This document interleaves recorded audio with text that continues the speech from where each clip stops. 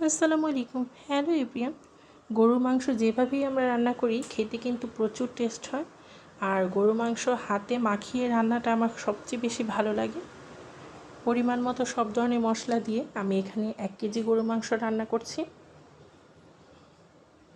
গরুর মাংস যত বেশি সময় নিয়ে কষানো হবে তত টেস্ট হবে। কষানো হয়ে গেলে এটার মধ্য থেকে আপনি পানি বের হয়। আর গরুর মাংসে আলু ছাড়া আমার চলেই না।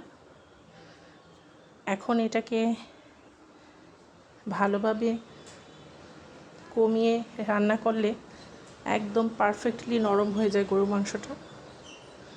আর গরুর মাংসের স্বাদ কিন্তু অন্য কোনো মাংসে আসে না, এটার টেস্টই অন্যরকম। ঝোল রান্না করা হোক, ঝাল রান্না করা হোক, কষিয়ে রান্না করা হোক, সব কিছুই আমার গরুর মাংস ভালো লাগে মাশাআল্লাহ।